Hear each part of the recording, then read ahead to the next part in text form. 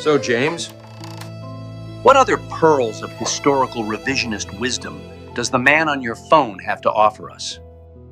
You've been taught a children's version of history, a morality play written by the winners.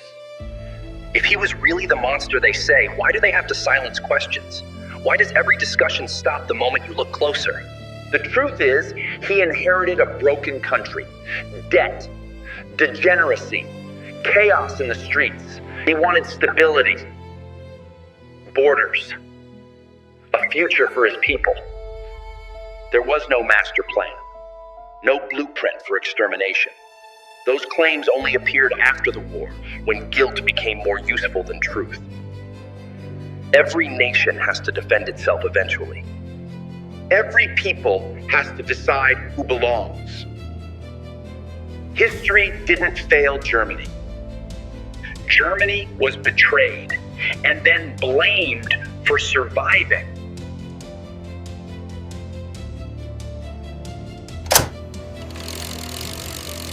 They gave us their book. A gift, they said. They told us to read it. So I did.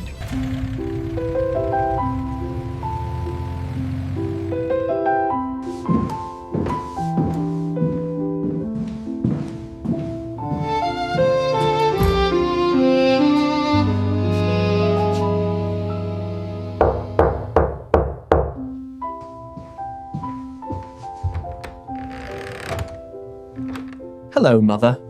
Walter! You look thin. Theology burns calories. Walter! Hello, little sister. Good to see you, son. And you, father. Eric Falk. Krista has told me a great deal about you. Really? She's told me absolutely nothing about you. Walter? Then I suppose this will be an educational evening. So it would seem.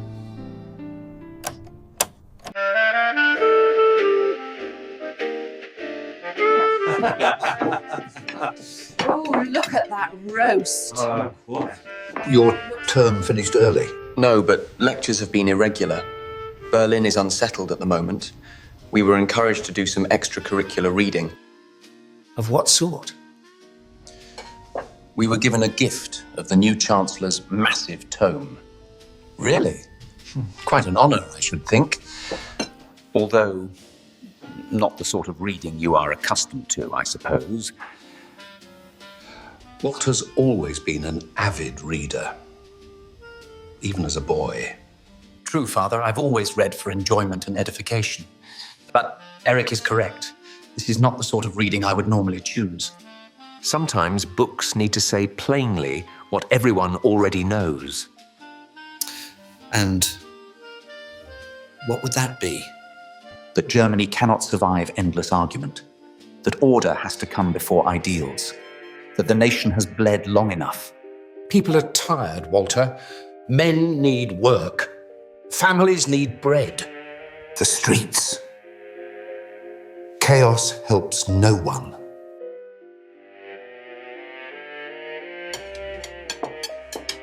Order is not the same thing as justice. Justice requires a foundation. Right now, Germany has none. And you believe the party provides that foundation? I believe they are willing to act instead of waiting for men to awaken on their own. At the cost of conscience? Conscience doesn't feed a nation. Discipline does. Eric's unit helped distribute food last week. And who decided who received it? Those who belong. Belong according to whom? Someone must decide eventually. That's exactly what frightens me. Sometimes it is necessary to choose between evils, Walter. Germany is choosing. No, we're deciding which one we'll call good. History will decide that. History only records. It won't absolve. I returned home expecting rest. Instead, I found the future already sitting at the table. Rehearsing obedience, its conscience quieted.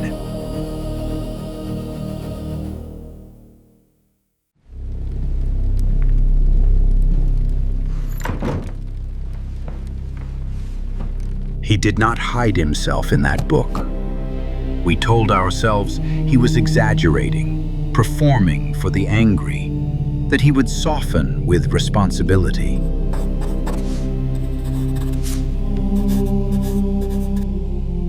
He wrote that the world is divided by blood, not values, that culture rises or falls with racial purity, that mercy toward the weak weakens a nation.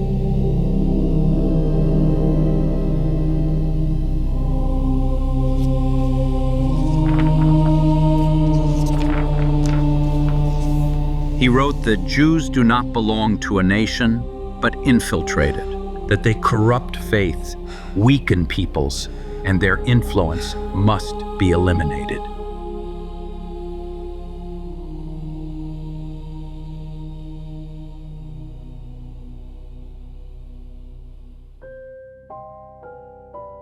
Anyone who says the book is only rhetoric has not read it closely, or has read it and chosen not to see.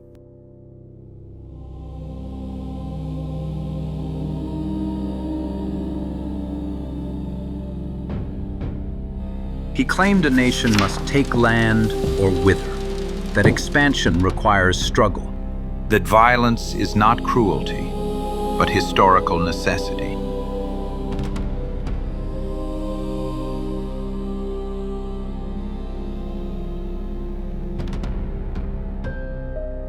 He said, inferior lives weaken humanity's future, that history advances only when weakness is eliminated, that mercy toward the weak is a sickness, that Germany must be purified. He told us who he was. He told us what he wanted. We argued over his tone, but he had laid down our future in ink.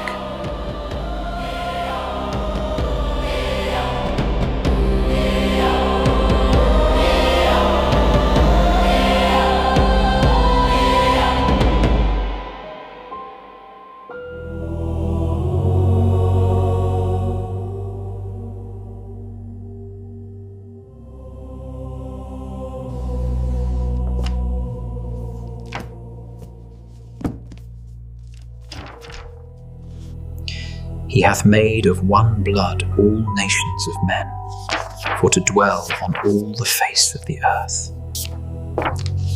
There is neither Jew nor Greek. There is neither bond nor free. There is neither male nor female, for ye are all one in Christ Jesus. But God hath chosen the foolish things of the world to confound the wise. And God hath chosen the weak things of the world to confound the things which are mighty. So God created man in his own image. In the image of God created him. 2 books, 2 visions of humanity, one completely incompatible with the other.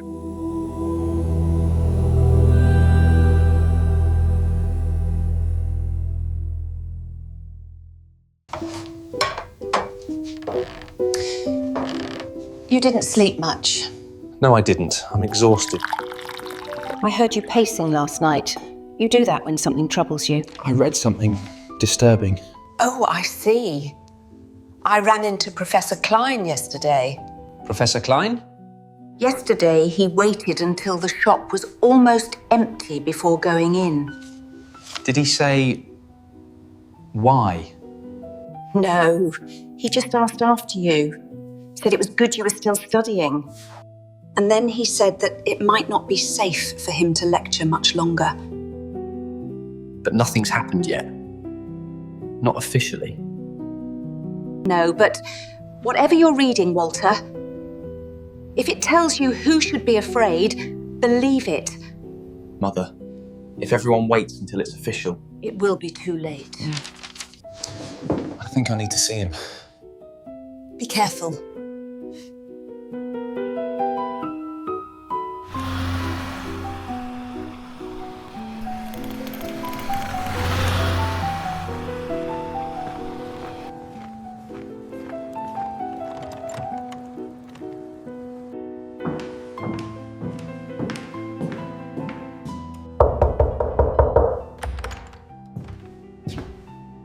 Good morning, Herr Hartmann.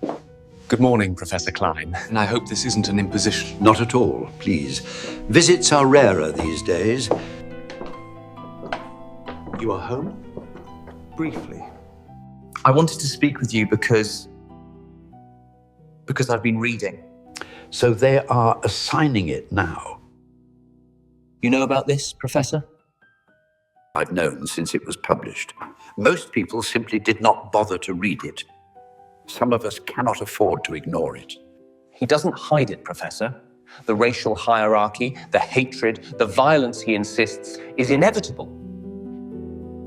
Hatred prefers clarity. Then why does anyone say it's exaggerated? That he doesn't mean it? Because meaning it frightens them more than denying it. He writes about Jewishness as a disease, about contamination, about purification, removal. And not just Jews. Anyone he declares inferior. He actually speaks of a superior Aryan race, destined to bring order to the world. It's absurd, based in mythology, occultism, nonsense. But he writes as if it's fact. Because facts persuade the mind, Herr Hartmann. But myths command the soul. What he offers is not scholarship. It is a story, crude, romantic, intoxicating, superstition dressed up as science. But it's irrational. Of course it is. That is its strength. Reason asks to be tested. Myth only demands to be believed. Once you accept history as a biological struggle, mercy becomes weakness. You make it sound calculated. It is. Not because it is true, but because it is useful. Men like this do not persuade nations by reason. They give frightened people permission to blame someone for their fear. Professor, I came because I don't know what form it will take, or how soon, but you wanted to warn me. That is kind of you. But I am not one who does not understand what is coming. We have been hated before, for our laws, for our God, for refusing to disappear. But this is different. This pretends hatred is science, that violence is hygiene, that murder is medicine. I have been asked to consider retirement. Not required, not explained, merely suggested. But surely your years of faithful service. The school board will comply when asked politely. They always do. What will you do? I am old enough to know that leaving too early could be foolish, but leaving too late feels unforgivable. For now, I will write letters, protect my family's options. And you, Herr Hartmann, what will you do with what you've read? I don't know yet.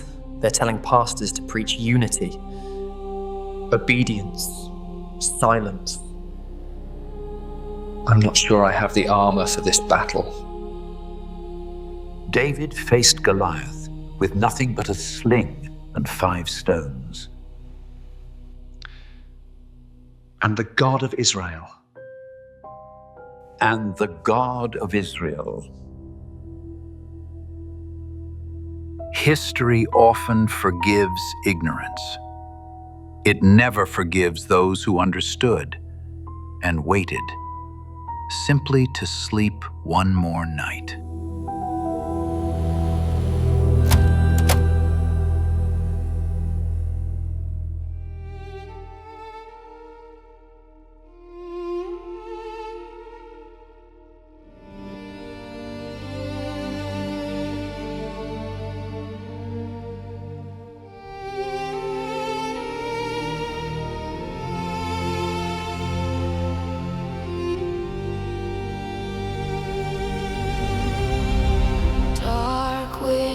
Whisper through the broken trees, echoes of hearts that cried on bended knees.